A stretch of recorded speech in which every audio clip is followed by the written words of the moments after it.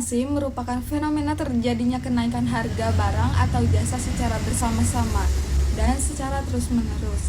Jika yang mengalami kenaikan harga hanya satu atau dua jenis barang, maka belum dikatakan sebagai inflasi. Sumber terjadinya inflasi secara garis besar ada dua, yaitu pertama sumber inflasi dari sisi permintaan, dan yang kedua yaitu dari sisi produksi atau penawaran. Yang pertama, inflasi sebagai akibat dorongan permintaan atau dimensi following. Ini merupakan kenaikan harga terjadi karena dalam suatu waktu terjadi peningkatan permintaan secara bersama-sama dan drastis. Kondisi ini terjadi pada saat menjelang hari raya atau tahun baru. Pada kondisi tersebut, masyarakat berbondong-bondong melakukan aktivitas pembelian sehingga permintaan naik dan akibat harga juga naik. Terjadilah inflasi. Kedua, cost plus inflation dari sisi produksi. Ada tiga sumber penyebab terjadinya inflasi. Yang pertama, inflasi terjadi karena kenaikan biaya produksi. Misalkan kenaikan BBM yang menyebabkan terjadinya kenaikan biaya produksi sehingga diikuti dengan berbagai kenaikan harga yang lain. Yang kedua, terjadinya jumlah produksi yang mengalami penurunan atau terhambat sehingga kegiatan produksi menyebabkan produk yang dihasilkan berkurang, sehingga harga menjadi naik karena barangnya langka. Misalnya penurunan produksi terjadi karena akibat bencana. Yang ketiga, terhambatnya kegiatan distribusi. Kegiatan distribusi yang menghambat menyebabkan terjadinya inflasi karena barang langka sehingga harga naik. Teori inflasi dari para ekonomi memiliki pendapat yang berbeda-beda tentang apa menyebabnya terjadi inflasi. Yang pertama ada teori kuantitas.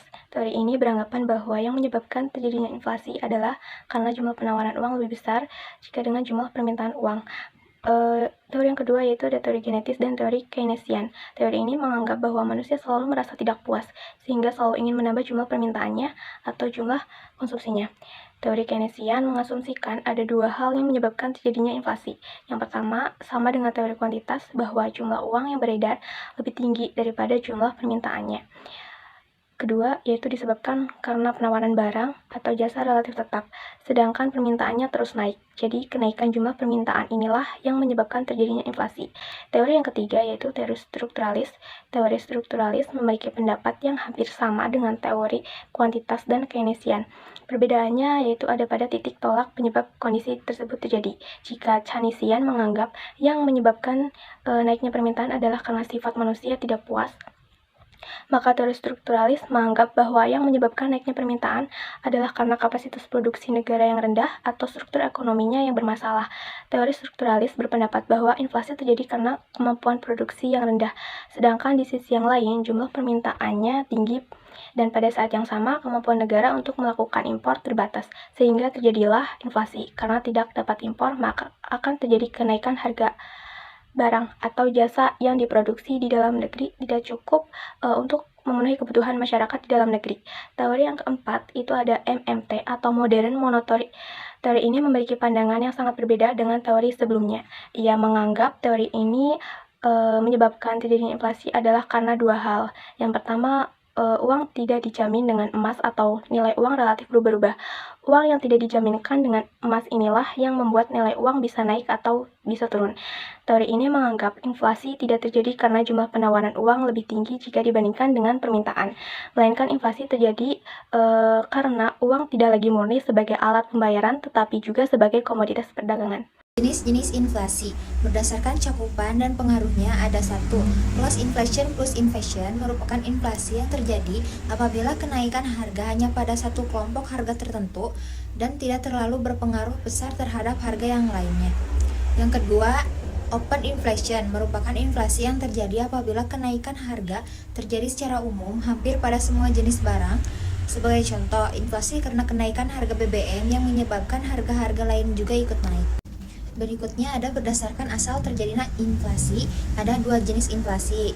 Yang pertama, inflasi yang berasal dari dalam negeri. Inflasi terjadi hanya di dalam negeri dan bukan karena faktor lain. Yang kedua, inflasi yang bersumber dari luar negeri. Inflasi terjadi karena kenaikan harga-harga barang impor yang ada di luar negeri sehingga ikut mempengaruhi kenaikan harga yang ada di dalam negeri. Berdasarkan tingkat pengaruhnya, pertama, satu inflasi ringan yakni kurang dari 10%. per tahun, artinya pengaruhnya tidak terlalu besar kenaikan harga yang ditimbulkan. Yang kedua, inflasi sedang, besarnya antara 10 sampai dengan 30% per tahun. Yang ketiga, ada inflasi berat antara 30% sampai dengan 100%. Dan yang keempat adalah hiperinflasi, yang yakni nilai inflasi yang terjadi apabila karena harga mengalami kenaikan lebih dari 100%. Yang selanjutnya, cara mengukur inflasi. Nilai inflasi dihitung dengan membandingkan harga pada periode waktu tertentu. Misalnya, membandingkan harga pada bulan ini dengan bulan sebelumnya, atau membandingkan harga pada tahun ini dengan tahun sebelumnya. Indikator yang digunakan untuk mengukur inflasi adalah dengan melihat indeks harga.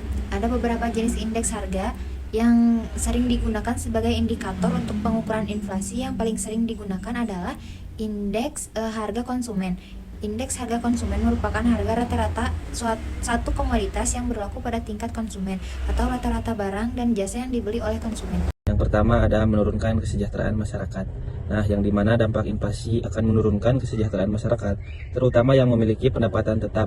Karena inflasi, harga barang di pasar akan naik, sedangkan penghasilan masyarakat tidak berubah.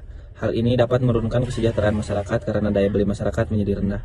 Adapun yang kedua yaitu distribusi akan semakin memburuk. Inflasi akan menguntungkan apabila tingkat pendapatan suatu negara lebih tinggi dibandingkan laju inflasinya.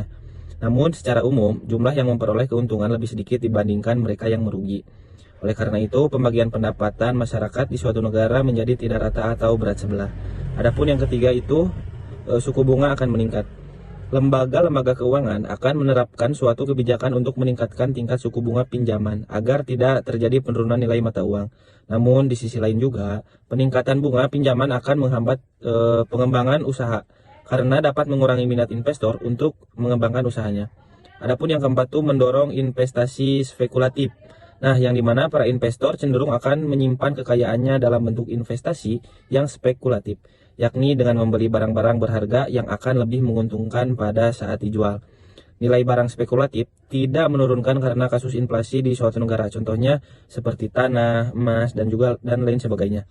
Adapun yang terakhir itu ada distribusi barang tidak merata, yang dimana distribusi barang relatif tidak adil karena adanya pagar atau konsentrasi produk pada daerah yang masyarakatnya tuh dekat dengan sumber produksinya. Selain itu juga, distribusi juga akan menumpuk kepada masyarakat yang memiliki uang banyak.